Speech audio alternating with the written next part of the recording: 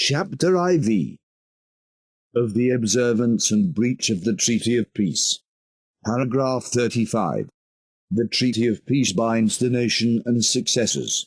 The Treaty of Peace concluded by a lawful power is undoubtedly a public treaty, and obligatory on the whole nation. Book 2. Paragraph 154. It is likewise, by its nature, a real treaty, for if its duration had been limited to the life of the sovereign, it would be only a truce, and not a treaty of peace. Besides, every treaty which, like this, is made with a view to the public good, is a real treaty. Book 2. Paragraph 198. It is therefore as strongly binding on the successors as on the prince himself who signed it, since it binds the state itself, and the successors can never have, in this respect, any other rights than those of the state. Paragraph 36. It is to be faithfully observed. After all we have said on the faith of treaties and the indispensable obligation which they impose, it would be superfluous to use many words in showing how religiously treaties of peace in particular should be observed both by sovereigns and people. These treaties concern and bind whole nations. They are of the highest importance. The breach of them infallibly rekindles the flames of war. All which considerations give additional force to the obligation of keeping our faith, and punctually fulfilling our promises. Paragraph 37. The plea of fear or force does not dies. We cannot claim a dispensation from the observance of a treaty of peace, by alleging that it was extorted from us by fear, or wrested from us by force. In the first place, were this plea admitted, it would destroy, from the very foundations, all the security of treaties of peace, for there are few treaties of that kind which might not be made to afford such a pretext as a cloak for the faithless violation of them. To authorize such an evasion would be a direct attack on the common safety and welfare of nations. The maxim would be detestable, for the same reasons which have universally established the sacredness of treaties. Book 2. Paragraph 220. Besides, it would generally be disgraceful and ridiculous to advance such a plea. At the present day, it seldom happens that either of the belligerent parties perseveres to the last extremity before he will consent to a peace. Though a nation may have lost several battles, she can still defend herself. As long as she has men and arms remaining, she is not destitute of all resource. If she thinks fit, by a disadvantageous treaty, to procure a necessary peace, if by great sacrifices she delivers herself from imminent danger or total ruin, the residue which remains in her possession is still an advantage for which she is indebted to the peace. It was her own free choice to prefer a certain and immediate loss, but of limited extent, to an evil of a more dreadful nature, which, though yet at some distance, she had but too great reason to apprehend. If ever the plea of constraint may be alleged, it is against an act which does not deserve the name of a treaty of peace, against a forced submission to conditions which are equally offensive to justice and all the duties of humanity. If an unjust and rapacious conqueror subdues a nation, and forces her to accept of hard, ignominious, and insupportable conditions, necessity obliges her to submit. But this apparent tranquillity is not a peace. It is an oppression which she endures only so long as she wants the means of shaking it off, and against which men of spirit tries on the first favourable opportunity. When Ferdinand Cortés attacked the Empire of Mexico without any shadow of reason, without even a plausible pretext, if the unfortunate Montezuma could have recovered his liberty by submitting to the iniquitous and cruel conditions of receiving Spanish garrisons into his towns and his capital, of paying an immense tribute, and obeying the commands of the King of Spain, will any man pretend to assert that he would not have been justifiable in seizing a convenient opportunity to recover his rights, to emancipate his people, and to expel or exterminate the Spanish horde of greedy, insolent, and cruel usurpers? No. Such a monstrous absurdity can never be seriously maintained. Although the law of nature aims at protecting the safety and peace of nations by enjoining the faithful observances of promises, it does not favor oppressors. All its maxims tend to promote the advantage of mankind, that is the end of all laws and rights. Shall he, who with his own hand tears asunder all the bonds of human society, be afterwards allowed to claim the benefit of them? Even though it were to happen that this maxim should be abused, and that a nation should, on the strength of it, unjustly rise in arms and recommence hostilities, still it is better to risk that inconvenience than to furnish usurpers with an easy mode of perpetuating their injustice, and establishing their usurpation on a permanent basis. Besides, were you to preach up the contrary doctrine which is so repugnant to all the feelings and suggestions of nature, where could you expect to make proselytes? Paragraph 38. How many ways a treaty of peace may be broken? Equitable agreements, therefore, or at least such as are supportable, are alone entitled to the appellation of treaties of peace. These are the treaties which bind the public faith, and which are punctually to be observed, though in some respects harsh and burdensome.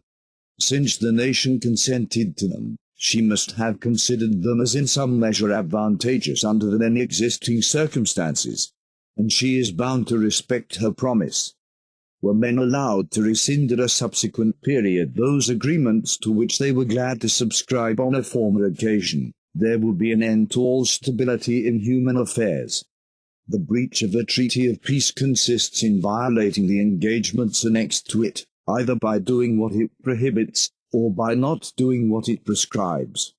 Now, the engagements contracted by treaty may be violated in three different ways, either by a conduct that is repugnant to the nature and essence of every treaty of peace in general, by proceedings which are incompatible with the particular nature and essence of every treaty of peace in general, by proceedings which are incompatible with the particular nature of the treaty in question, or, finally, by the violation of any article expressly contained in it.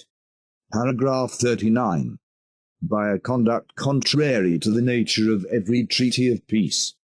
First, a nation acts in a manner that is repugnant to the nature and essence of every treaty of peace, and to peace itself, when she disturbs it without cause, either by taking up arms and recommencing hostilities without so much as a plausible pretext, or by deliberately and wantonly offending the party with whom she has concluded a peace, and offering such treatment of him or his subjects as is incompatible with the state of peace, and such as he cannot submit to without being deficient in the duty which he owes to himself. It is likewise acting contrary to the nature of all treaties of peace to take up arms a second time for the same subject that had given rise to the war which has been brought to a conclusion, or through resentment of any transaction that had taken place during the continuance of hostilities. If she cannot allege at least some plausible pretext borrowed from our fresh cause, which may serve to palliate her conduct, she evidently revives the old war that was extinct, and breaks the treaty of peace. Paragraph 40. To take up arms for a fresh cause. But to take up arms for a fresh cause is no breach of the treaty of peace, for though a nation has promised to live in peace, she has not therefore promised to submit to injuries and wrongs of every kind, rather than procure justice by force of arms. The rupture proceeds from him who, by his obstinate injustice, renders this method necessary. But here it is proper to recall to mind what we have more than once observed, namely, that nations acknowledge no common judge on earth, that they cannot mutually condemn each other without appeal, and, finally, that they are bound to act in their quarrels as if each was equally in the right. On this footing, whether the new cause which gives birth to hostilities be just or not, neither he who makes it a handle for taking up arms, nor he who refuses satisfaction, is reputed to break the treaty of peace, provided the cause of complaint on the one hand, and the refusal of satisfaction on the other, have at least some colour of reason, so as to render the question doubtful. When nations cannot come to any agreement on questions of this kind, their only remaining resource is an appeal to the sword. In such case the war is absolutely a new one, and does not involve any infraction of the existing treaty. Paragraph 41. A subsequent alliance with an enemy is likewise no breach of the treaty. And as a nation, in making a peace, does not thereby give up her right of contracting alliances and assisting her friends, it is likewise no breach of the treaty of peace to form a subsequent alliance with the enemies of the party with whom she has concluded such treaty, to join them, to espouse their quarrel, and unite her arms with theirs, unless the treaty expressly prohibits such connections. At most, she could only be said to embark in a fresh war in defense of another people's cause. But I here suppose these new allies to have some plausible grounds for taking up arms, and that the nation in question has just and substantial reasons for supporting them in the contest. Otherwise, to unite with them just as they are entering on the war, or when they have already commenced hostilities, would be evidently seeking a pretext to elude the treaty of peace, and no better, in fact, than an artful and perfidious violation of it. Paragraph 42. Why a distinction is to be made between a new war and the breach of the treaty. It is of great importance to draw a proper distinction between a new war and the breach of an existing treaty of peace, because the rights acquired by such treaty still subsist, notwithstanding the new war, whereas they are annulled by the rupture of the treaty on which they were founded. It is true, indeed, that the party who had granted those rights does not fail to obstruct the exercise of them during the course of the war, as far as lies in his power, and even may, by the right of arms, wholly deprive his enemy of them, as well as he may wrest from him his other possessions. But in that case he withholds those rights as things taken from the enemy, who, on a new treaty of peace, may urge the restitution of them. In negotiations of that kind, there is a material difference between demanding the restitution of what we were possessed of before the war, and requiring new concessions. A little equality in our successors entitles us to insist on the former, whereas nothing less than a decided superiority can give us a claim to the latter. It often happens, when nearly equal success has attended the arms of both parties, that the belligerent powers agree mutually to restore their conquests, and to replace everything in its former state. When this is the case, if the war in which they were engaged was a new one, the former treaties still subsist. But if those treaties were broken by taking up arms a second time for the same subject, and an old war was revived, they remain void, so that, if the parties wish they should again take effect, they must expressly specify and confirm them in their new treaty. The question before us is highly important in another view also, that is, in its relation to other nations who may be interested in the treaty, inasmuch as their own affairs require them to maintain and enforce the observance of it. It is of the utmost consequence to the guarantees of the treaty, if there are any, and also to the allies, who have to discover and ascertain the cases in which they are bound to furnish assistance. Finally, he who breaks a solemn treaty is much more odious than the other, who, after making an ill-grounded demand, supports it by arms. The former adds perfidy to injustice, he strikes at the foundation of public tranquillity, and as he thereby injures all nations, he affords them just grounds for entering into a confederacy in order to curb and repress him. Wherefore, as we ought to be cautious of imputing the more odious charge, Grotius justly observes, that, in a case of doubt, and where the recurrence to arms may be vindicated by some specious pretext resting on a new ground, it is better that we should, in the conduct of him who takes up arms anew, presume simple injustice, unaccompanied by perfidy, than account him at once guilty both of perfidy and injustice. Paragraph 43. Justifiable self-defense is no breach of the treaty. Justifiable self-defense is no breach of the treaty of peace. It is a natural right which we cannot renounce, and, in promising to live in peace, we only promise not to attack without cause, and to abstain from injuries and violence. But there are two modes of defending our persons or our property. Sometimes the violence offered to us will admit of no other remedy than the exertion of open force, and under such circumstances, we may lawfully have recourse to it. On other occasions, we may obtain redress for the damage and injury by gentler methods, and to these we ought of course to give the preference. Such is the rule of conduct which ought to be observed by two nations that are desirous of maintaining peace, whenever the subjects of either have happened to break out into any act of violence. Present force is checked and repelled by force. But, if there is question of obtaining reparation of the damage done, together with adequate satisfaction for the offence, we must apply to the sovereign of the delinquents. We must not pursue them into his dominions, or have recourse to arms, unless he has refused to do us justice.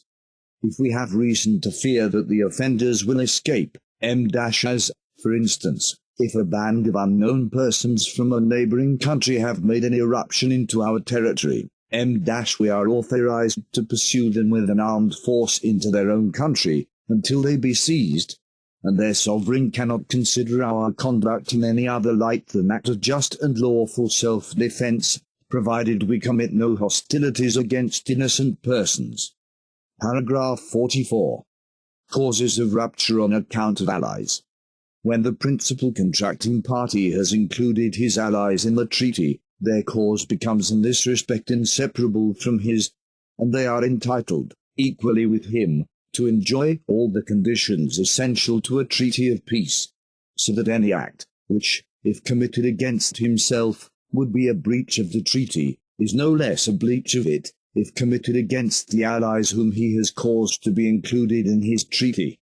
If the injury be done to a new ally, or to one who is not included in the treaty, it may, indeed, furnish a new ground for war, but is no infringement of the treaty of peace. Paragraph 45. 2.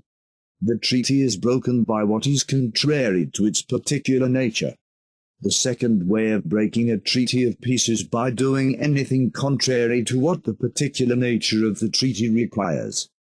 Thus, every procedure that is inconsistent with the rules of friendship is a violation of a treaty of peace which has been concluded under the express condition of thenceforward living in amity and good understanding.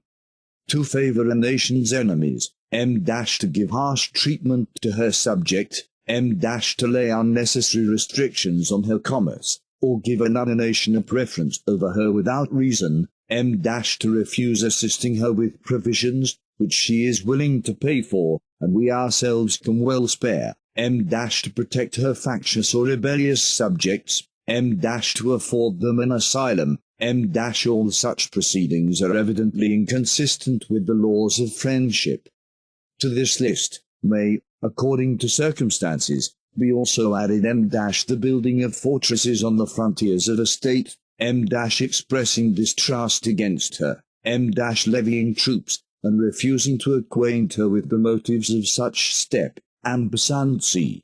191, but, in affording a retreat to exiles, in harbouring subjects who chose to quit their country, without an intention of injuring it by their departure, and solely for the advantage of their private affairs, in charitably receiving emigrants who depart from their country with a view to enjoy liberty of conscience elsewhere, there is nothing inconsistent with the character of a friend.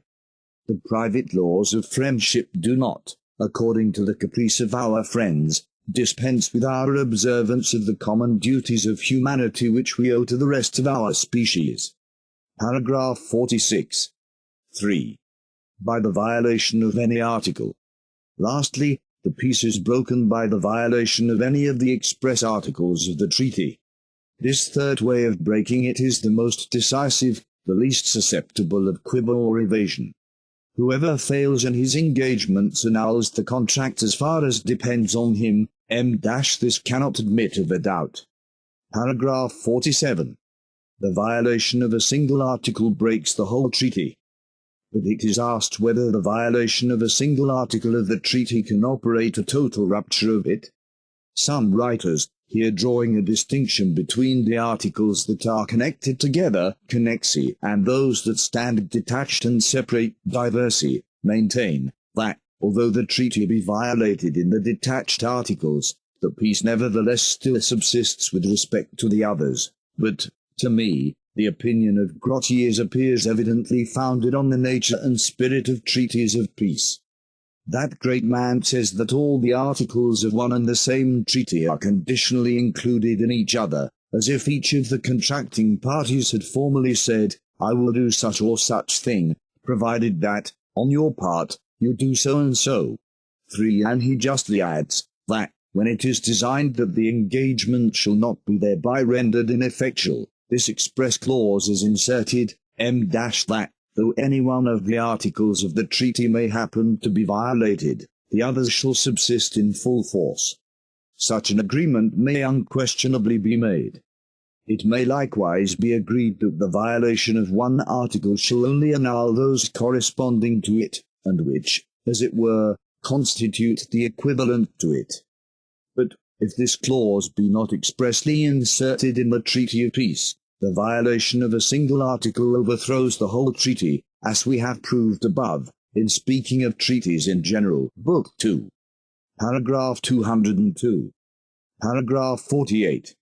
Whether a distinction may here be made between the more and the less important articles. It is equally nugatory to attempt making a distinction in this instance between the articles of greater and those of lesser importance.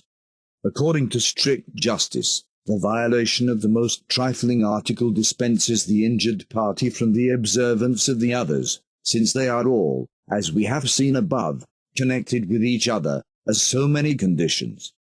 Besides, what a source of dispute will such a distinction lay open? Who shall determine the importance of the article violated? We may, however, assert with truth, that, to be ever ready to annul a treaty on the slightest cause of complaint, is by no means consonant to the reciprocal duties of nations, to that mutual charity, that love of peace, which should always influence their conduct. Paragraph 49. Penalty annexed to the. In order to prevent so serious an inconvenience, it is prudent to agree on a penalty to be suffered by the party who violates any of the less important articles, and then, on his submitting to the penalty, the treaty still subsists in full force. In like manner, there may, to the violation of each individual article, be annexed a penalty proportionate to its importance. We have treated of this subject in our Remarks on Truces, Book 3, paragraph 243, to which we refer the reader. Paragraph 50. Studied delays. Studied delays are equivalent to an express denial, and differ from it only by the artifice with which he who practices them seeks to palliate his want of faith. He adds fraud to perfidy, and actually violates the article which he should fulfill. Paragraph 51. Insurmountable impediments. But, if a real impediment stand in the way, time must be allowed, for no one is bound to perform impossibilities. And for the same reason, if any insurmountable obstacle should render the execution of an article not only impracticable for the present, but forever impossible, no blame is imputable to him who had engaged for the performance of it, nor can his inability furnish the other party with a handle for annulling the treaty, but the latter should accept of an indemnification, if the case will admit of it, and the indemnification be practicable. However, if the thing which was to have been performed in pursuance of the article in question be of such a nature that the treaty evidently appears to have been concluded with a sole view to that particular thing, and not to any equivalent, the intervening impossibility undoubtedly cancels the treaty. Thus, a treaty of protection becomes void when the protector is unable to afford the promised protection, although his inability does not arise from any fault on his part. In the same manner, also, whatever promises a sovereign may have made on condition that the other party should procure him the restoration of an important town, he is released from the performance of everything which he had promised as the purchase of the recovery, if he cannot be put in possession. Such is the invariable rule of justice. But rigid justice is not always to be insisted on. Peace is so essential to the welfare of mankind, and nations are so strictly bound to cultivate it, to procure it, and to re-establish it when interrupted, that whenever any such obstacles impede the execution of a treaty of peace, we ought ingenuously to accede to every reasonable expedient, and accept of equivalents or indemnifications, rather than cancel a treaty of peace already concluded, and again have recourse to arms. Paragraph 52. Infractions of the treaty of peace by the subjects. We have already, in an express chapter, Book 2, Chap. 6, examined how and on what occasions the actions of subjects may be imputed to the sovereign and the nation. It is by what circumstance we must be guided in determining how far the proceedings of the subjects may be capable of annulling a treaty of peace. They cannot produce such effect unless so far as they are imputable to the sovereign. He who is injured by the subjects of another nation takes satisfaction for the offence himself, when he meets with the delinquents in his own territories, or in a free place, as, for instance, on the open sea, or if it be more agreeable to him, he demands justice of their sovereign. If the offenders are refractory subjects, no demand can be made on their sovereign, but whoever can seize them, even in a free place, executes summary justice on them himself. Such is the mode observed towards pirates, and, in order to obviate all misunderstandings, it is generally agreed that the same treatment be given to all private individuals who commit acts of hostility without being able to produce a commission from their sovereign. Paragraph 53. Or by allies. The actions of our allies are still less imputable to us than those of our subjects. The infractions of a treaty of peace by allies, even by those who have been included in it, or who joined in it as principals, can therefore produce no rupture of it except with regard to themselves, and do not affect it in what concerns their ally, who, on his part, religiously observes his engagements.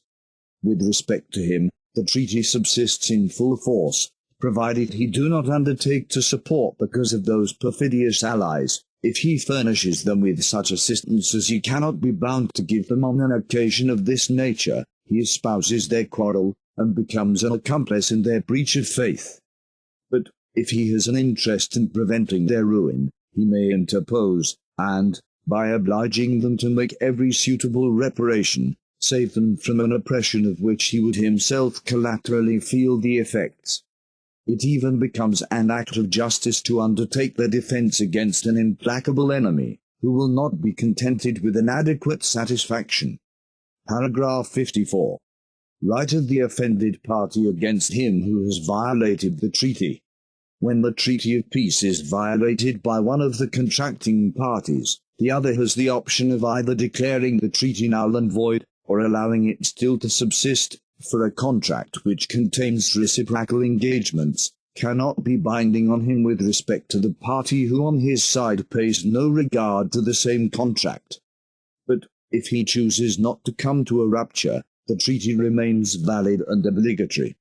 It would be absurd that he who had been guilty of the violation should pretend that the agreement was annulled by his own breach of faith. This would, indeed, be an easy way of shaking off engagements, and would reduce all treaties to empty formalities.